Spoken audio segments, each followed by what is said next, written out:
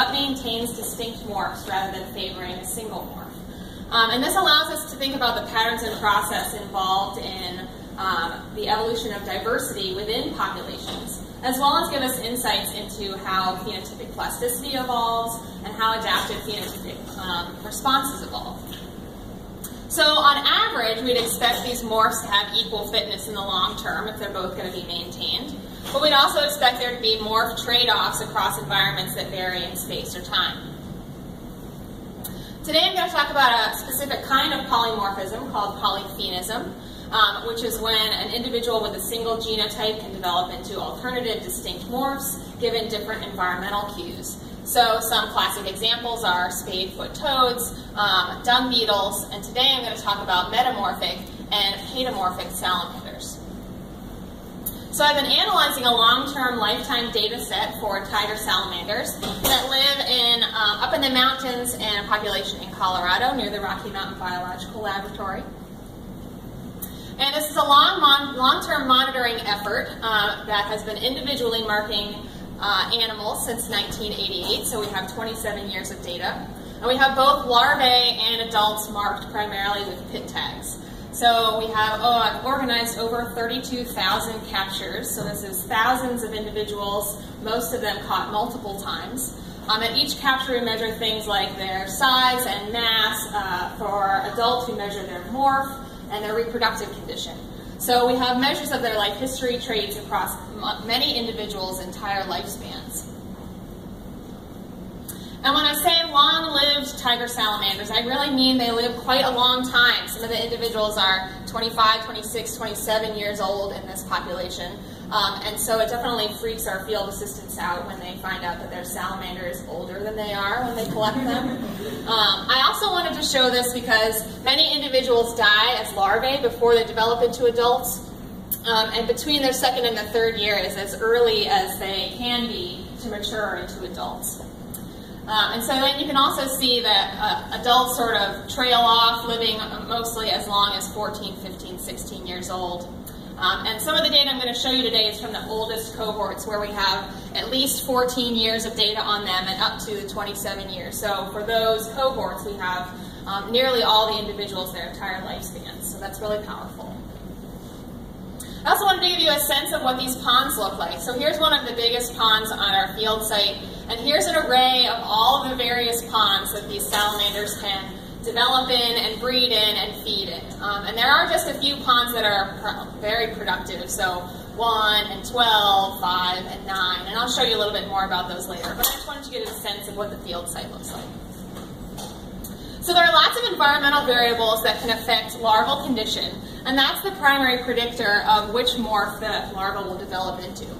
And some of those environmental variables include competitor density, predator density, and primarily they are their own predators. So paedomorphs cannibalize on hatchlings and smaller larvae. There are also differences in prey type and quality, particularly across ponds, and there are differences in a number of climatic variables that vary from year to year, but some things that change from pond to pond. So adults can be paedomorphs or metamorphs, and paedomorphs retain their larval characteristics, so they have these gills and they stay in their natal ponds for their entire lifetime, feeding and breeding there.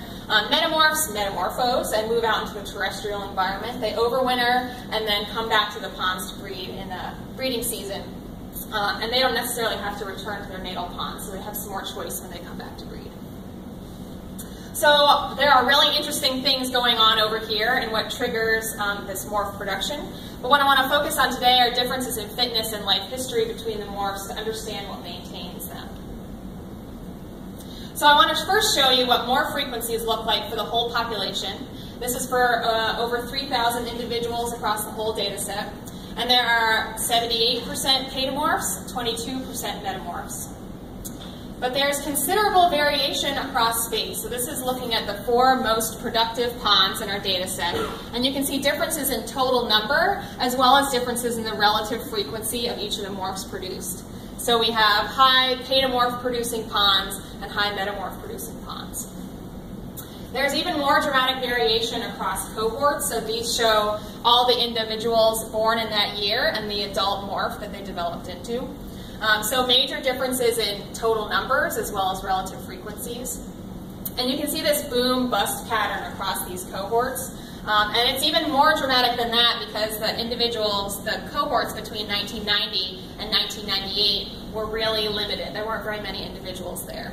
And what is driving that majorly is the number of paedomorphs basically consuming all of the subsequent cohorts until the paedomorph number gets low enough that they can ramp up again. So that's a really interesting part of this system. So to bring us back to some predictions, we expected average fitness to be equal across the morphs, but across environments to see morph trade-offs. And the fitness measure I'm using for today is number of reproductive events. It allows us to use a comparable fitness measure for both males and females. And individuals can have one reproductive event per year. This is a really good estimate for females because they only produce one clutch a year.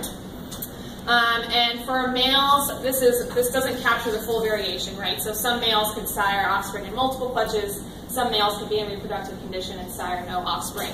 But we're using the condition of the cloaca, and for females, additionally, the presence or finding them laying eggs to be able to determine whether or not they're reproductive in that year. So we expected that they were going to find equal reproductive rates across the long term, and we do find that. So I have reproductive rates on the y-axis with the mean number for metamorphs and paedomorphs, and then each of the gray circles is a different salamander. And there are no morph differences in the number of reproductive events on average. So long term, both of them can be successful. And here's a zoom in so you can see the extent of overlap of those confidence intervals around the means. So then we expected to see some variation across environments in this fitness measure. But there's not across ponds. So here are the most productive 3 ponds that produce both morphs. And there's equal average number of reproductive events for the morphs at each of those sites. And we also don't find variation in the mean number of reproductive events across these different cohorts, even though total numbers of individuals and the relative frequencies of those morphs produced varied considerably. So I found this surprising.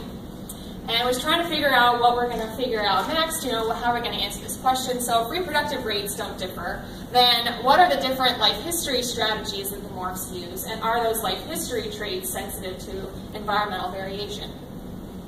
So longevity is the primary predictor of reproductive rates. The older you are, the more reproductive events you can potentially contribute to the generation or have. And age at first reproduction is the secondary predictor of reproductive rates. So early breeders are more likely to have more reproductive events. And there are differences in these life history traits between the morphs. So metamorphs live longer than paedomorphs, and paedomorphs breed earlier than metamorphs. And this is a classic trade-off between these 2 life history traits. Live fast, die young, live slow, die old. So paedomorphs are breeding early but have shorter lives. Metamorphs breeding later, longer lives. So in looking for environmental variation across life history traits, longevity is really stable across space and across time. We don't see any morph differences. Metamorphs on average are always living longer. There is some variation in age at first reproduction across these different cohorts. So the paedomorphs are pretty stable here in the orange. But metamorphs are sometimes delaying breeding in certain years, in 88 and in 98. So the difference between morphs and the age of first reproduction is actually driven mostly by these 2 years. So that's something interesting to follow up on, is what is going on in these years that triggers delayed breeding. So overall we find equal numbers of reproductive events for each morph. They use different life history strategies to achieve equal success.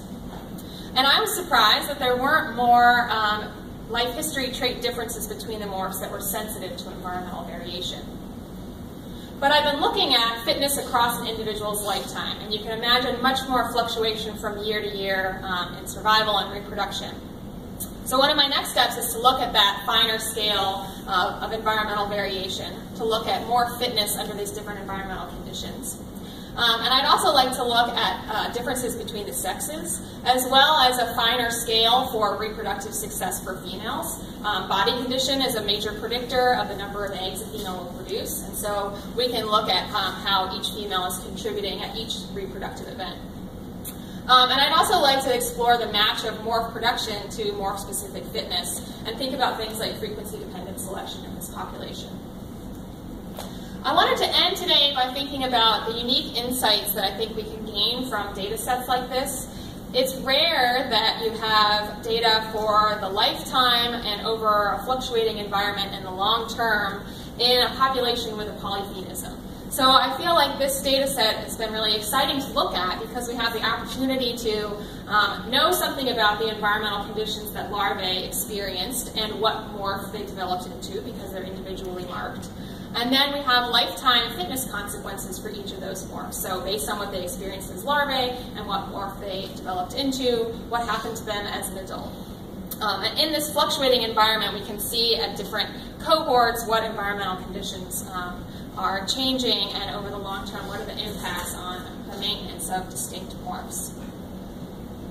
So with that, I want to thank lots of people that have contributed to this long-term monitoring effort. This is just a short list of people that have helped out. And I wanted to thank our location and funding sources. And thanks everybody for listening and coming today.